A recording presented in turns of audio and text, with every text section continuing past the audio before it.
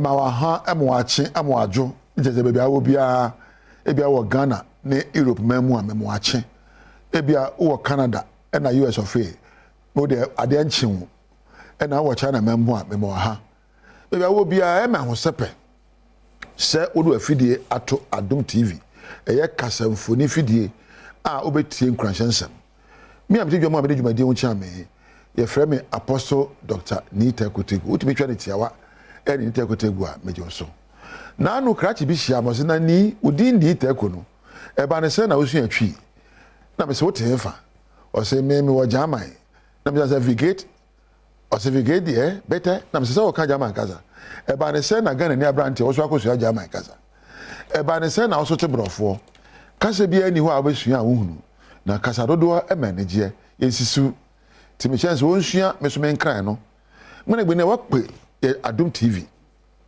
won biake mene he wo mekoma mi sha me ye jele mene he wo mekoma ko na me da na me ye fetumo oke mo ko na dwanten ko na ka tie twula ese da na etu ehin da na mi efu me pie anese ne ani na afia me ka bi ashi alo na me da ni bi ko na me ntawo na me na le twa me mfu kawra ho bebre nkwada senior ede ye onkwada abremu empo wonyini ye ensem bia wote nneoma bi ankoye no ena aye omabufuo a wonanye enti anije ejina wo so saa so ena awerɛho ejina wo so ene de me be share one reason why most people don't have happiness and a friend of blockers to happiness enneoma esi wonije kwan ba ko na meka kire we wankasa wo de na esi wonije kwan osise mi kunu ebomia bema bo bema no yebo nsam osise mi yira nya duane a wa ya duane a wa ntimi nkomu ka se you see ye wonua ba bia esi enije kwan emfiri obi efiri wankasa me de mepe meka de mepe na wo nchiremu na de enije bema wo anampo bema wa yira ho se me wo hia me na ka se meti so a me da se wa hu se meti so meti kase kire nyansa wom se me bonfui obi so chia no na ka se oti kase he me na se na ne buafu eye wo se da wo kire mu faye anyhow you felt your feelings are dictated by the interpretations you give to your life circumstances and events that occur every day in your life. Your feelings are as a result of the constant interpretations you give to the things happening in your life. The one reason why you are not happy is this: you compare yourself to others too much. Nientia when no, and it's what want to tunkrofo. Your deepest hindrance to a happy life is not that you are inadequate. Ade di kan esi when je kwan kire se unsem fata. Your deepest fear is that you are not sure you can have happiness even if you try it. Bebre ena wode won to nkrofo madam for women in the school papa we na me ne nam brono so wakoya MP say da why ye ka wotwie me nam form obu a ne brono so obi dan no hwe edan we dey first me dey eh say o ta de won to nkrofo ho a wo ye ha na enije eparo ya na bebre ada na wo chief justice ona brabo so na pa na osinkonya wona adwen pro so judge accuse me na say onu ankasa accuse no ho obo no ho sobo edna akogina court ona adwen pro so ya wo fo say obi ayeye ene aje na akire obi ahwo fe na ne ho nye fe obi atare ye na ne de nye obi ampaboa me ye manya mpaboa bi anhye me de manya we se maja ewiase. Many people are just sad because they draw pictures about people that are not true. If you work on social media, work on obi, your friend nipa ni tekutego, wa hihye, wa makeup kama. Ye brand you want for media na me ho nyefe, ade media me nipa. One e kai say me manye makeup. Eni machi emfa bon ho sobo e ma were ho. Eni obi a hwe na TV so achi e ma ho sobo emma owere ho.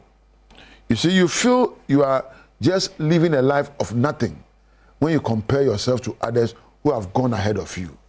They've taken the lead. Nothing will stop you from getting there if you find happiness in what it takes to rise up.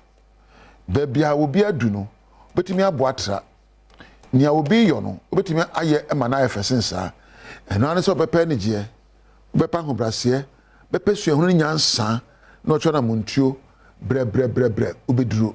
Enya ho pepre, enya oya odie, enya werehwo ena do beko, eya nigye. Enti me se wo se, wo nigye a onenje no, wo na wo kan sem ya wo do ho toto nkrofo ho, jai sa suban no. Hwe ja home anapai, anawia we. Ne febi bra, na de nyame ase, e wo nhira, ode ahira wo no so. Hwenema miensa e wo abrabo mu a bema wani agye. Nipadua.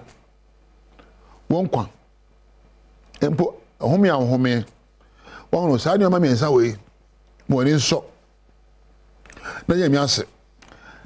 Nyame ase se wo na hospital dem.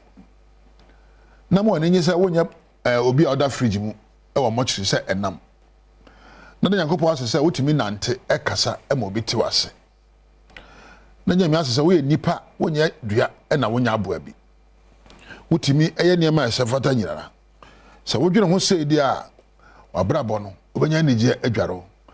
Se wo de ho tutu obi ho a na emfa se wo de tutu obi ho abɔ ho sobo.